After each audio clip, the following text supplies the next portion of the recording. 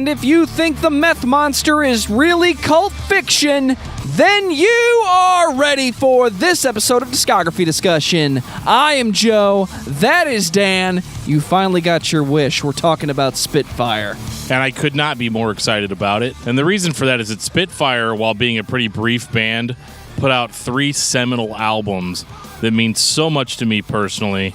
And I really hope I can get that across to everybody that's listening tonight. I know you left cult fiction in my car. I brought it home. I found a track called Meth Monster, and I never looked back. Oh my God, dude. Cult fiction is just like a magnum opus of an album. I remember it definitely kept us awake driving home in the middle of the night from somewhere. It's probably Liberty, Kentucky. Yeah, we had played a metal show there back in, what was that, 07? Something like that. And we listened to this album to keep us awake. It's kind of like rolling your window down and in like 25-degree weather and like having that cold wind hit your face just to keep you awake, to keep your eyeballs open and alert. And hey, we're still alive, so thanks, Spitfire.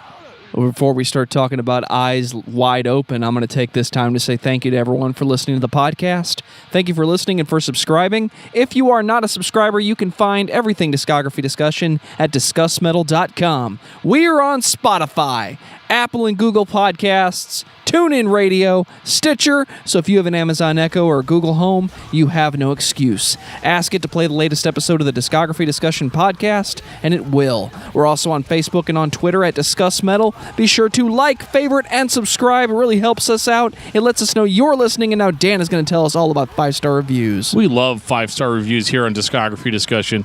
We love them because they make us feel good, makes us feel like we're talking to somebody. And as an added bonus, it allows us to get recommended to other people who haven't heard our podcast before. One of the things about highly rated podcasts is they help us show up in search results. They let those little magical algorithms determine who gets to be recommended our podcast. And so in that respect, we would love to have those reviews just to tell us how we're doing and also to help us come up in search results so that we can get more listeners and we can do better as a podcast. Going back a few weeks, we had a tweet from AC. I can't say I thought I'd ever hear MSI on Discography Discussion, but here we are. Unsurprisingly, my feelings towards this are in line with Dan. Gonna need some Fear Factory to rinse away this ear poison. Well, hopefully you got your wish, AC. Yeah, hopefully by the time you're hearing this, that you've heard the Fear Factory episode and all will be forgiven. Industrial December was fun the first time. I was worried about the second time, but then we started talking about Mindless Self-Indulgence with Matt Nas and Ministry with Stephen Mark Sorrow. Fear Factory was shoved in the middle. It was just a good month, and I can't wait for New Metal May. I don't know about that Ministry, man. I don't know if I'm going to be listening to that much more after that. I mean, it's been a few weeks, and I'm happy to say that I've been ministry-free since then. I'd like to thank everybody that helped me with that. But mostly it was just the band themselves. I'm going to get off of that now, and I'm going to tell you about a band that I love so much called Spitfire. Tell me about Spitfire. So the first album I heard from Spitfire, they're a band from the United States that was signed to Solid State Records in the late 90s, and their debut album was The Dead Next Door on Solid State, and this one came out in 1999, and it is one of the quintessential hardcore albums from the Christian scene from back then. Like, it's right up there with Living Sacrifices Reborn, Zayo's Blood and Fire Bring Rest, and Embodiment's Embrace the Eternal. It is that uncompromisingly brutal and yet super chaotic, and it would lay the foundation for a lot of chaotic bands that we are going to be talking about soon. Norma Jean. And, I think that really you can't have a Norma Jean without having a Spitfire first. Is this really what led to bands like Norma Jean? I think so. I mean, Norma Jean borrowed a lot from the band Coalesce. I think Spitfire was one of the first times that Solid State was like, okay, this chaotic metalcore thing is going to be viable. I think this made everybody realize that, like, wow, okay, you can be super chaotic. Because, like, a band like Living Sacrifice is going to be more technical, a little bit more mathy. Whereas Spitfire was just out to create a feeling of just unbridled chaos. And I feel like they really achieved that on The Dead Next Door. The Dead Next Door has really crazy shifting riffs that kind of go in a circle. It's not like a feedback fest like you'd have with Norma Jean or like Converge or bands like that. They definitely were a little bit more structured than that, but they created kind of this chaotic atmosphere with the way they played. It almost sounds like they're playing in a circle. Does that make sense? It does sound unpleasant at times, but talking about a circle, it feels like a group of guys in a basement all facing each other and reacting to what each other are doing. Yeah. You can't sit down with a sheet of paper and write this music down. That's not the point. No, not at all. And like this record's unique too because it sounds different than what Spitfire was going to come up with later on. But like this album is all about heavy riffs. Like it has almost like a death metal sound to the guitar, and it's literally just one of those albums that when you're listening to it, you kind of get this feeling of uneasiness. But they're also not afraid to throw a little bit of melody in there. And this is actually, weird enough as it sounds, this is their most melodic album. Like even on the first track, Please Don't Go Out Tonight, they get you with that unsettling feeling and that kind of chaotic nature, and then they throw in some clean vocals in a chorus type situation. It's kind of like when Dillinger Escape Plan goes for melodic moments. It's just as unsettling as everything else. And the clean vocals are used very sparsely, but it kind of makes the whole package go down a little bit easier. I'm getting a classic Under Oath vibe when they do throw those vocals in. It's almost out of place, which I think is supposed to be part of the chaos. You don't expect us to sing when we're playing like this, so we're just going to go ahead and do it. Right, and it's weird because it gives that song a much more epic feel than it would have otherwise. Because like Joe said, this album does sound a little muddy. It sounds like they're in a garage playing, and that doesn't really hurt it. Or like maybe not a garage, maybe that's not fair. It sounds more like they're at a small venue in their local town. And this is what you're hearing. This is the set list that they're playing. And it definitely adds a lot to it. I don't know if I would say it sounds like classic Under Oath, really. And I don't think that's exactly what you're saying either, Joe. I think you're just going for a feel. No, I'm talking about the feeling of we're doing this chaotic, heavy thing, and then we just throw in melodic vocals. Right. And they that can be chaotic in its delivery. But yeah, and there's just so much going on here. You know, I mean, the first song, Please Don't Go Out Tonight, is a great album opener. And then they just kind of beat the shit out of us after that. Like that, they give us a little bit of melody at the beginning, but then after that, it is basically every man for himself. Just so, don't want to overuse the word chaotic on this episode, but there's not really another way to describe it. This is chaotic, but again, I want to differentiate it from like the modern chaos sound, which basically just means what? Feedback, seeming random composition. What is chaotic hardcore in 1999? Well, it's Coalesce. It's Cave-In, maybe. Cave-In was still heavy then. And it's definitely more about the riffing than it is about creating that feedback-laden sound. This band kind of unsettles us with having more of a... See, I keep wanting to say structured. That's kind of at odds with everything else I'm saying. I've got it for you. Okay. I believe what you're looking for is percussive approach to the delivery. This type of music and hardcore and punk rock that doesn't follow a tempo, you're focusing on the drummer. Everybody has to be in sync when they're not following the tempo. It's kind of like what Tony Danza does.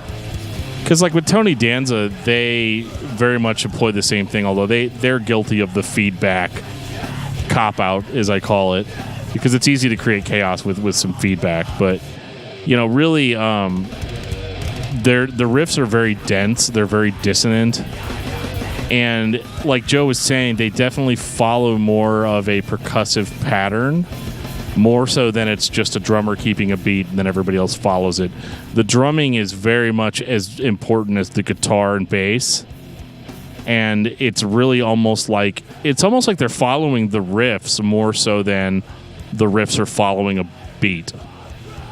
And it's hard to describe because this type of early metalcore is also a little bit loose. it's tight, but it's not as tight as like the gent sound that we would get later on.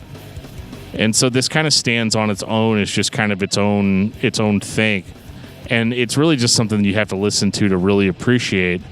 And I would recommend everybody do this. This is available on streaming services.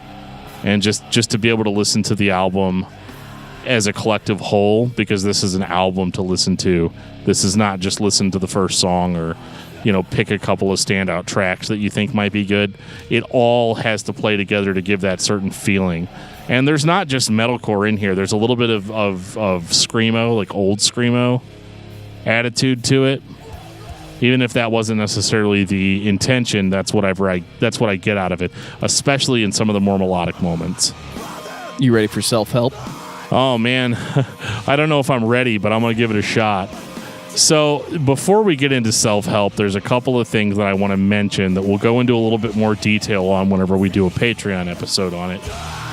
They switched vocalists between self-help and The Dead Next Door. The Dead Next Door is kind of its own thing, and it's almost a different band, except for a few notable elements. But one of the biggest things about this singer is that he used to be in another band, and that band was called Scarlet. In 2004, Scarlet put out an album called Cult Classic, featuring a singer named John Spencer. And John Spencer has some of the craziest lyrics you'll ever hear in this type of music. And his vocal delivery is very easy to understand while still being extremely brutal, which is something we don't really run into much on the show. Mashed Potato Mouth, this is not. John has a very clear delivery, yet without sacrificing any of the intensity that a normal metalcore vocalist would have. So he was in a band called Scarlet. They put out an album called Cult Classic, which talked about cults, which criticized society, and just some of the content was like really fucked up. And we're going to talk about that album on Patreon this week. So if you want to contribute to our Patreon and hear that episode, I would highly recommend it as a compliment to this episode that we're doing right now. Anyway, after The Dead Next Door, it was going to be actually 7 years before they put out a new album, Spitfire, that is, which was called Self-Help. And they had John Spencer on as the vocalist. He had left Scarlet. And so when he put Self-Help out, I immediately thought, wow, Spitfire sounds a lot like Scarlet now. And the similarities aren't necessarily just with the vocalist, but like musically it sounds very similar to what Scarlet was putting down back in 2004. So this album actually picks up, strangely, not where The Dead Next Door left off, but where Scarlet left off with Cult Classic. And we get almost the exact same sort of thing from Self-Help. Like, this is the first time I've ever heard a vocalist change bands, and the new band that he's in just picks right up where the old band he was in left off. Is this another Josh Scogin situation? Yeah, it is a little bit. Like, I can feel that, because Spitfire doesn't sound really anything like they sounded on The Dead Next Door. And normally you'd think that was a bad thing, because I was going on and on about how great The Dead Next Door was and how it was this unique album. And it was very much that. Like, everything that I said, it's all true. But that doesn't make the change that we get in Self-Help. I mean, it's 7 years later. It had to sound different. It had to sound more modern. So this is a little bit more of the type of chaotic metalcore that is very feedback-laden, very dissonant, and just with some of the most spastic song structures that you'll hear this side of Norma Jean. This is the house that Norma Jean built. It very much is, because so we would say that Norma Jean was the house that Spitfire built back on The Dead Next Door. However, now the students have become the teachers, and now Spitfire is taking cues from Norma Jean's book. So this has a little bit of a superficial similarity to Norma Jean, but I think it's actually a little bit crazier than what Norma Jean was doing in 2006. Like, this is very much more of like what Norma Jean sounded like in 2002. And I hate to use that reference. Do we really need to get a Norma Jean episode out soon? Spoilers. It's coming. Episode 100. Just wait for it. 7 days. Oh my God. Where's my ring clip? Self-Help starts off with a song called Meat Market, which has just like super fucked up lyrics. He's like, I ran into my brother at the trough and he tasted good. Oh. But John Spencer, that's just the way he wrote lyrics. And it's funny because on Scarlet's Cult Classic, he makes tons of references to the meat market. And then here we are at Self-Help with Spitfire, and we're back at the meat market eating our brother. Like, this is just an insane album. It's hard to listen to all at once. And, it could definitely be a pushing a boulder up a hill type of experience. But I would encourage you to really check it out because the lyrics are so good. Some standout tracks, obviously, Meat Market and Dear John are amazing.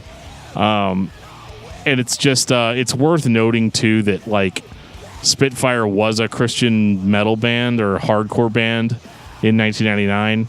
By 2006, they are very much not that. We are in a totally different country now.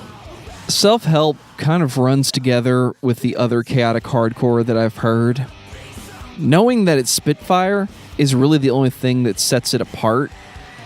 When I listen to bands like Converge, when I listen to The Chariot, when I listen to Norma Jean, when I listen to Spitfire, they could run together at a glance.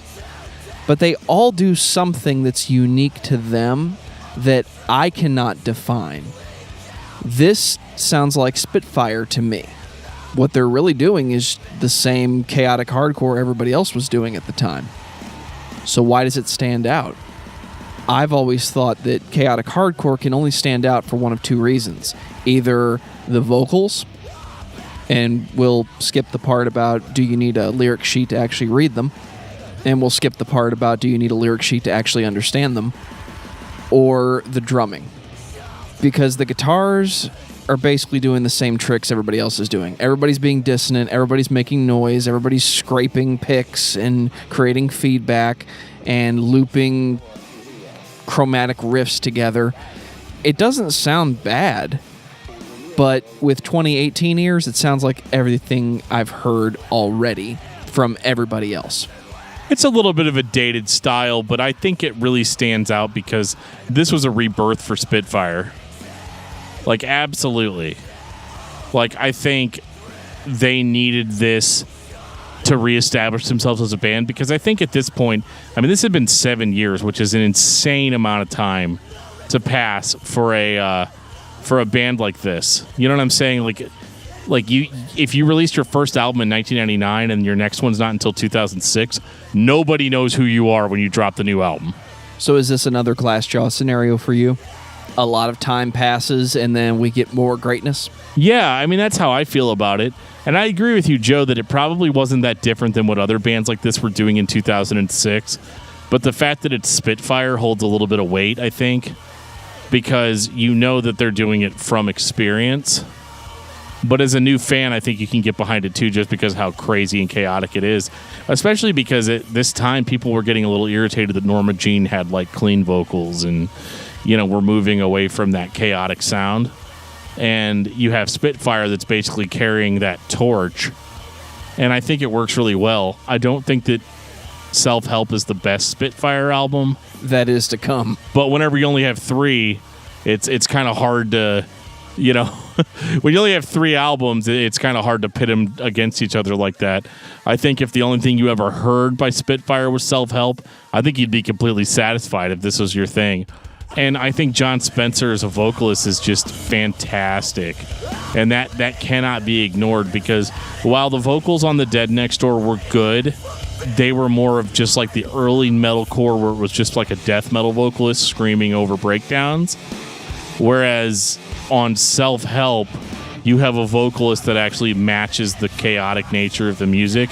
And I feel like John just has a more commanding voice than the vocals that we had on Self-Help. I'm sorry, that we had on The Dead Next Door. Like, he has an actual presence.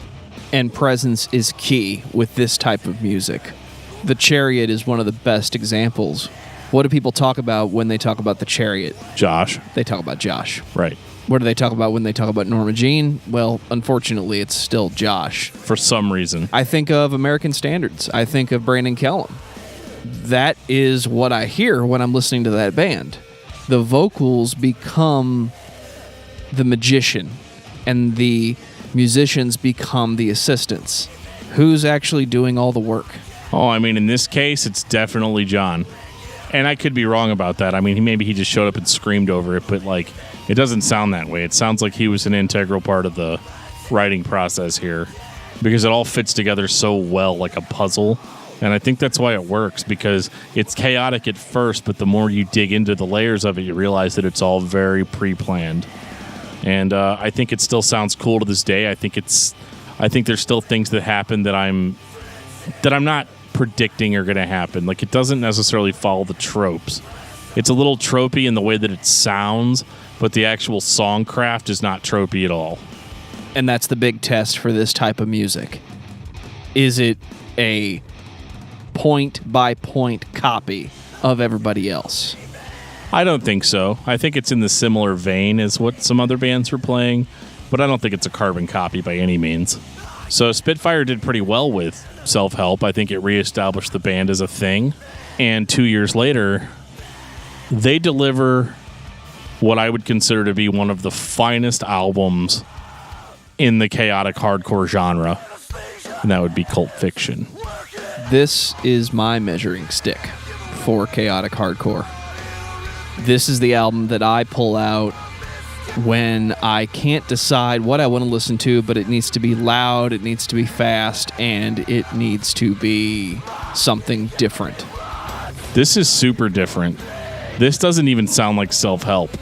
Like, it does a little bit, but, like, I don't even know what to do. Like, you get to the first song, and it starts off sounding similar to Self-Help, and then he just starts singing, and then they go into this, like, punk rock section, and then they go back to blasting us, and, like, it's so cohesive, and it just works. Like, it seems like the most natural thing ever once you've heard it 3 or 4 times, but the first time you're going to always be surprised by that sung vocal. It's got a little bit of a Dillinger vibe going on. Yeah, absolutely. Dillinger's a good band to compare this to, although it doesn't sound identical to that. But if you're somebody that's hearkening for old Dillinger sound, Spitfire's got you covered. I mean, they definitely keep it chaotic here, but the big difference is that there's a lot of melody, but it's not really melody that makes you feel good.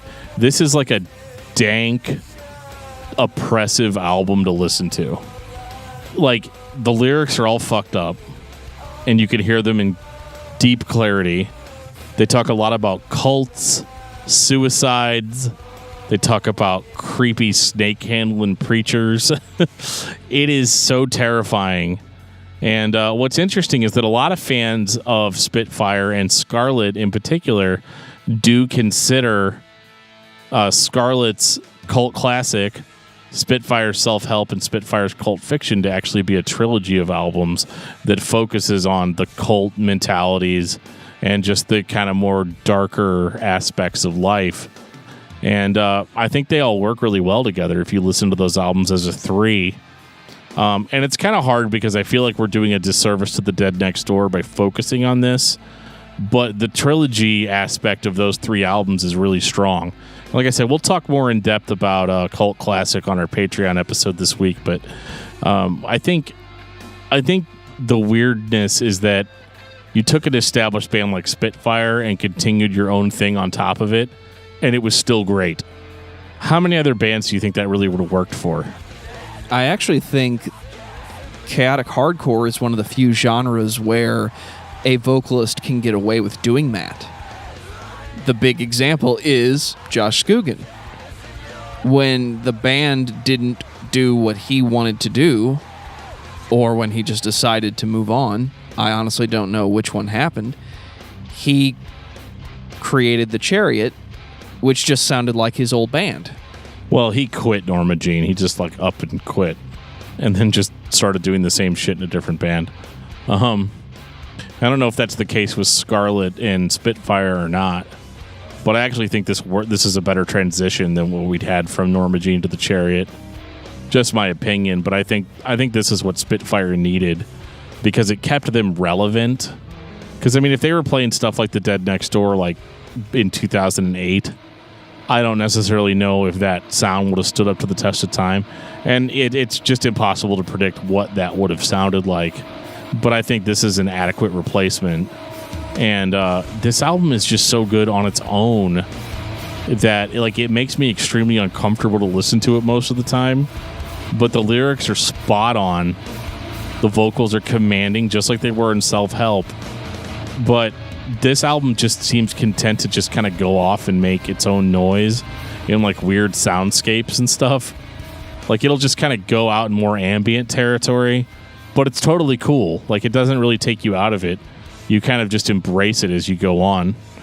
Maybe you appreciate the break from just being screamed into the ground. But I mean, some of the melodies in this are very dark and very almost evil sounding. And I love that about it. I love just how abrasive it can be, but it can also like lull you into sleep in like a creepy way. Stay awake, Freddy's coming, stay awake. I get a 50-50 vibe from this album. Little bit of Showbread, little bit of Norma Jean. This might be the only unique atmosphere that exists in chaotic hardcore. It doesn't follow the tropes directly, but it doesn't feel the same as other chaotic bands that you may have listened to. No, because I think those bands are so obsessed with the chaos. I think they kind of had it under control here and were able to take the songs in their most logical directions and they actually be songs. And not just a collection of riffs and squeals and dissonance. And you still have all of that. I mean, like I said, if you're only here for Godzilla, then you're covered. But there's also other things that, there's also a lot more going on here with the melodies and just kind of the weird soundscapes that they throw out there. And I have to say, I'm like really disappointed that there's not more of this to listen to. I mean, this is like, what, 30 minutes? Cult Fiction comes in at 55. Wow, yeah, okay, you're right. Doesn't feel like that, does it? Not really. I mean, it goes by pretty quickly. Normally, I complain about albums that are longer than like 40 minutes. But in this case, I just kind of wish there was more of it to hear. Man, it's just kind of disappointing that Spitfire just kind of came and went. I mean, granted, it took 7 years between The Dead Next Door and Self-Help. But I mean, it's been 10 years since we got Cult Fiction. And I'm a little disappointed by that. Final thoughts on Spitfire? I think if you haven't listened to Spitfire yet, you don't really have an excuse. It's 3 albums. It's not going to take up your whole day. And I think you're going to really enjoy what they throw down for you. I think that I would jump at the opportunity to hear a new Spitfire record immediately. And the impression that only these 3 albums left on me cannot be denied. Like they are, like Joe said, very much a measuring stick whenever I hear bands like this. And the first question I always ask myself is it better than Cult Fiction? And the answer is usually no. Much like Living Sacrifice is to metalcore and Glassjaw is to punk rock and hardcore and Hope's Fall is to melodic hardcore. I think Spitfire is a band, if you don't know about them and you listen to any kind of hardcore, you should have heard about them prior to this day. And if this is the day you learned who they are, welcome. Here's a copy of Cult Fiction. Go listen to it. I actually think Spitfire is a band you can work your way backwards. You can start at the best and go backwards to the beginning. There is no worst. It won't hurt you. And I think you'll enjoy it because it is something different in a genre that is full of imitators and duplicators. It's not ever going to be as bad as your 3-chord ooey punk bands. But we all have to admit, there was a time where chaos and hardcore and dissonant music and metalcore, it all sounded the same. Everybody did the same tricks. And you couldn't discern one song from another. At first, you might think Cult Fiction or Spitfire as a whole has the same problem. Keep listening. Dan, what's your album of the week? One album that I've been listening to a lot lately that we covered last year, but I still love it, is Dead New World by Il Nino. It's episode 99. We're talking about Spitfire. Cult Fiction. When I said go listen to it, I really meant it. And on that note, this has been episode 99 of Discography Discussion. Thank you for listening. You can like us on Facebook and follow us on Twitter at discussmetal. Subscribe to our podcast everywhere you listen to podcasts, including Google Play, iTunes, and Stitcher. Visit discussmetal.com for all things discography discussion, and please send questions and comments to danandjoeshow@gmail.com. If you are not a patron, you can become one at patreon.com/discussmetal. We have some sweet perks.